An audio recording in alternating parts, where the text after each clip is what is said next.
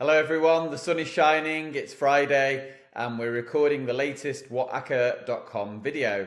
We're looking ahead to the 9 Premier League games that are taking place over the weekend, with the match between Tottenham and Brighton postponed due to Tottenham's COVID-19 outbreak, so that game will be rearranged and replayed at another stage. So, 9 games to look forward to. Let's go straight into the action, starting with the Friday night encounter between Brentford and Watford, 2 of the 3 promoted teams that came into the Premier League this season. The bet we're going to go for this game is both teams to score yes. Hopefully this will get our weekend off to a winning start. Now, I know that Brentford are missing Ivan Toney, but they do have Brian Mbeumo and Sergei Canos playing up front. They scored 2 goals at St James's Park last week. They're likely to have plenty of chances against a Watford side who are defensively quite open. However, the Hornets have scored in the last 4 matches, and that's included fixtures against Manchester City and Chelsea. In fact, they've scored 8 goals in those 4 games in total, including 4 against Manchester United. Josh King and Dennis are both looking pretty lively up top. So we think BTTS, yes, seeing as Brentford have scored in 7 of their last 8 games. Moving on to the Saturday action and the Etihad, we have Manchester City against Wolves. City are regarded as massive odds-on favourites, bankers you might say, for those looking to put short-price teams in their ACCAs. We wouldn't necessarily do that, but we might have a play on the correct score market, Manchester City to win either 2-0 or 3-0. Principally, we think Pep Guardiola's side are going to keep a clean sheet in this game against a low-scoring Wolves side who've only scored 7 goals on the travels but only conceded 6.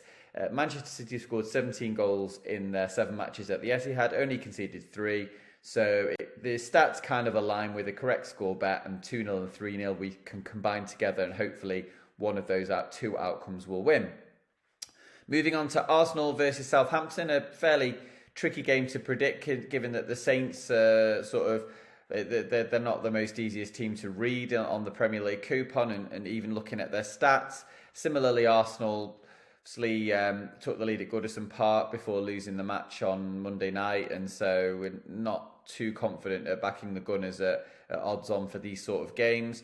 They've scored 12 goals in 7 games. We think they're obviously the most likely winners, but they might win a fairly low-scoring match. So we think, similar to the previous pick, maybe look at backing Arsenal to win 1-0 and 2-0. Southampton are missing quite a lot of players at the moment, and it's noticeable that Mikel Arteta's team beat Norwich and Watford by a single goal and beat Newcastle quite recently 2-0. So we just think that 1-0 or 2-0 could be quite an interesting wager on this one. Chelsea take on Leeds. Chelsea's defensive record was really, really good under Thomas Tuchel until recently, and since then it's been really crazy how West Ham have scored 3 goals against them last weekend, and Zenit St. Petersburg scored 3 against them during the week. So, Tuchel's going to be a bit concerned here because they're 3rd in the Premier League. They've relinquished a leading position, and I'm sure the German will be looking to go back to basics from a defensive basis here against a fairly low-scoring Leeds team who've only scored 6 in their 7 away games. So, once again, we're looking at the correct score market, and Chelsea to win 1-0 or 2-0 could be the play here.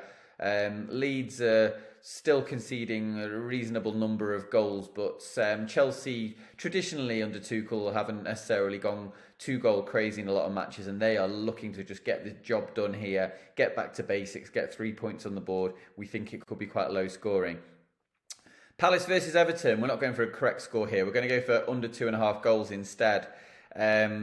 Crystal Palace have kind of fallen away a little bit recently. They've lost their last 3 matches, and Patrick Vieira will certainly be keenly aware that they're only 6 points better off than the teams in the drop zone, and obviously with lots of fixtures coming up, this is certainly a game where it could be all about getting back to defensive basics against an Everton team who are fairly shy in front of goal on the road this season, only scored 6 goals in 7 away matches.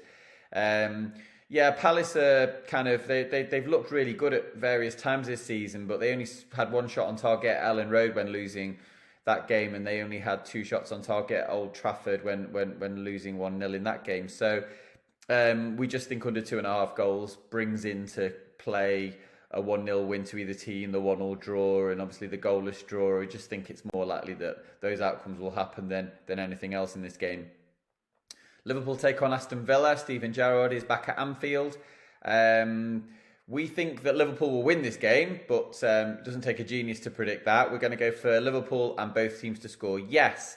It's a free hit for Gerrard's team this as well, and obviously he'll take the emotion out of the occasion from his perspective and just encourage his team to go forth on the attack and see if they can cause problems. It really doesn't work to try and set up defensively and nullify a Reds team who are just so goal crazy. I mean, they won in Milan in the Champions League during the week and they didn't need to win that game.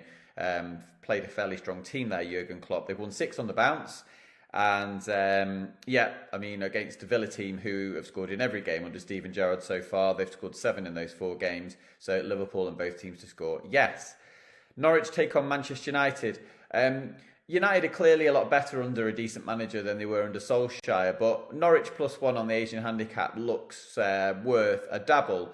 The Canaries are pretty good under Dean Smith. I know that they lost 3-0 last week against Tottenham, but they played some good stuff there. They just lacked a cutting edge, and I'm not quite sure Manchester United have all of a sudden become this team that we need to sort of think about going in at odds on. Really, they've looked really far from convincing in so much of many of their games this season, and they've only won 3 of their 7 games on the road. So it might, they weren't great against Crystal Palace, and Ayew had a really good chance in that game. So that was only a 1-0.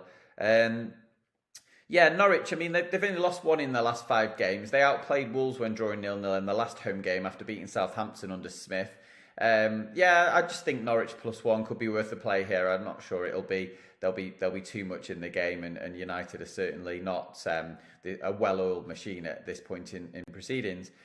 Burnley clash with West Ham United. We're going to go for under 2.5 goals in this game. Burnley have avoided defeat in 4 of their 6 matches at Turf Moor this season. They've kind of gone back to basics in more recent weeks after that 3-3 draw against Crystal Palace. They had a 0-0 at Wolves, and they were defeated 1-0 at Newcastle, where they only had 1 shot on target. West Ham, they've had a few goals recently, and I know they beat Chelsea 3-2 last week, but they did recently get held 1-1 to a draw by Brighton, and similarly they lost 1-0 at Wolves quite recently.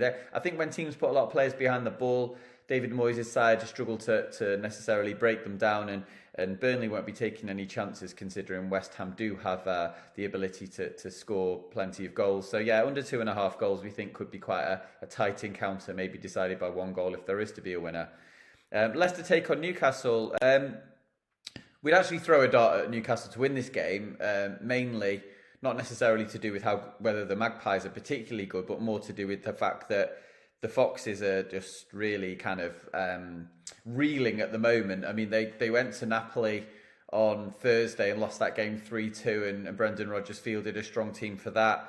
They've now conceded 13 goals in their last 5 matches defensively. They are at 6s and 7s. We think Eddie Howe's side are going to be confident, obviously, after landing their first Premier League game last weekend. Callum Wilson and Alan Saint-Maximin could have plenty of joy against the Leicester defence in this game. It could be quite high scoring, so you could think back sort of Newcastle to win a high scoring game. But on the flip side, there was only 1 shot on that. They beat beat Burnley last weekend, and there was only 1 shot on target for the Clarets in that game as well. So there are signs that Newcastle are getting their act together. And then finally, I think that's all the games, actually. I think that's covered them all as well, because my final game was going to be Palace versus Everton, but we already covered that. I just added it in a different direction. So those are all the predictions for the Premier League this weekend.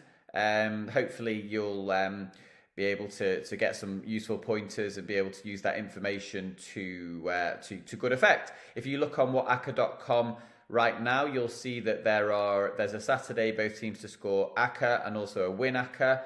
5 selections for both of those, so check those ones out. There'll be another tip for Sunday's game, and there'll be plenty of Premier League content right up ready for your consumption. Have a great weekend, guys, and let's hope we back a winner or 2. Cheers for now.